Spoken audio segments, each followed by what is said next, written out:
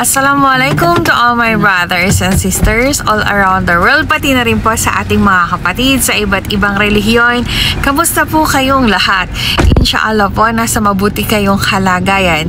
So for today's video is orange na orange, ponkan na ponkan. Diba? Kasi kami ngayon ay makikisalamuha at susuporta dito sa bayan ng Pilar. Yes, kay 2-5, kay Mayor Charlie Pizarro. Ang kanyang walk. Anong tawag doon? Peace walk nga dito sa Pilar, Bataan. Ayan. Maraming salamat sa inyo, Madam Tintin and Mayor Charlie for inviting us. So ayan, naka-orange kami at supportado namin kayo. Mamaya ipapakita ko sa inyo kung anong itsura ng kanilang walk. Grabe, ang daming tao. Nanggaling na ako doon. Kaya lang, alam nyo na, bagong opera ako. So, napagod ako at bawal pawisan ang ilalim ng dibdib. Diba? Kasi may mga tahi-tahi pa yan. Kaya, eto. Aatabayanan ko lang sila ngayon. Diba? Nag-cheat. Cheat ba tawag doon? Cheating ang tawag doon. Uy, nag-cheat ako sa walk lang Kasi pawis. Bawal pawisan yung ilalim ng dibdib. Ganun yan. So, ayun, hintay-hintay lang natin sila. And yes, paon ka na po. Kain yan. Diba? So, iboto po, mga taga Pilar Bataan, iboto ang number 1, Mayor Charlie Pizarro. Okay? At numbers, ano ba? Mamaya, ibibigay sa yung listahan. Kung sino-sino pa yung mga naandun. Ha? Andiyan na? Ayan, malapit na sila. Yes, malapit na sila. Intay-intay lang natin. Pero hoy guys, don't forget, okay? Vote straight, PDP laban, okay? Ayan, so nandito kami. Si Madam, si Madatusha, si Dada. Ayan, si Dada. Ayan siya. At nandito kami ngayon sa Pilar Bataan. Ayan. Naririnig nyo ba? Ayun na sila. So, wait lang. Diba? Kaya rally. Saya. Ang saya kasi merong drum beaters. Diba? Dito lang yan sa Bataan. Saya-saya.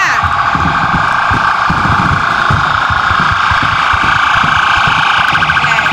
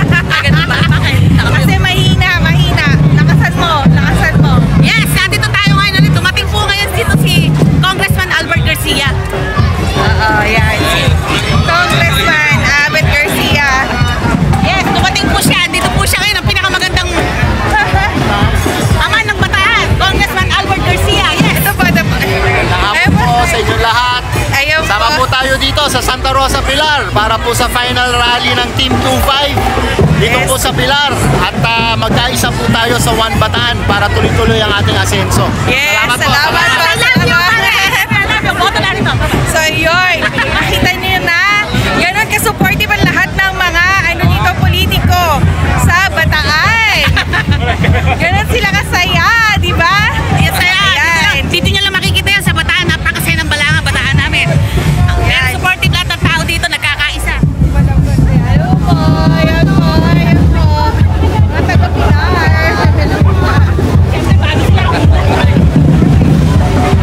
Ayun. Siyempre, si Alphon nga pala, number 1 namin kon si Al sa Bagong Bayan, Balanga. Ayan. Lahat dito, walang separation ng lugar. Lahat sama-sama. Bawat bayan nagkakasama-sama at nagsusuporta. Ganun siya. Yan! Ayoko. Ayoko, may separation din kami pagdating sa politika. Ganun yan. Okay? O sige, mamaya na lang ulit. Bye! Later, update ko kayo.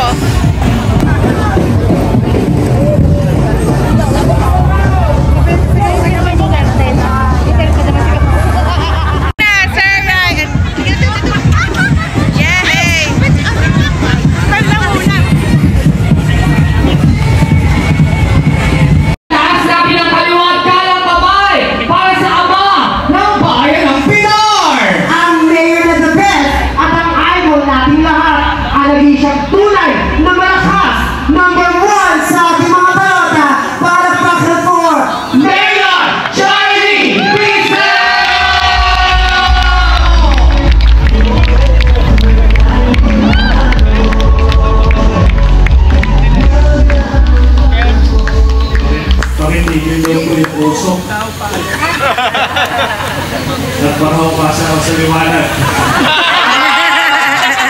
Magandang gabi po. Napagod po ba kayo? Oh, talaga ha? Punta pa tayo sa Arbor City. Sa atin po mga bisita ngayong gabi. Sa atin po ilangan na po ang ating mga bukal. Kay Kumal Vic Baluyon. Kay Kumal Noel Balicanas. Maraming pong sa bukal. Si Bukal Iyaroke. Sa pagkatindahan. At kung ako ba ang bibita siya? Kung may grupo. Sa ating pong Vice Governor Chris Garcia. Sa ating pong malaking matutulong sa lalawigan ng Bataan, Pusong Pinoy Party List, Congress Nisay. Sa ating napakasipag at napakagaling Governor Joel Garcia. Sa ating po mga konsiladong bayan, sa ating Vice Mayor Tess, at syempre po, ang talagang nagbibigay ng tulong sa bayan ng Pilar ng tulong ng ating Governor Joel, ang nag-iisang congressman natin, Congressman Abel Garcia.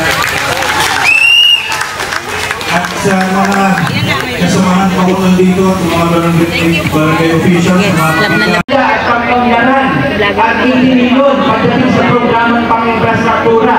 Kaya po solar-powered water system, school building, HIA project, covered court, nadala po natin sa bayan ng Pilar.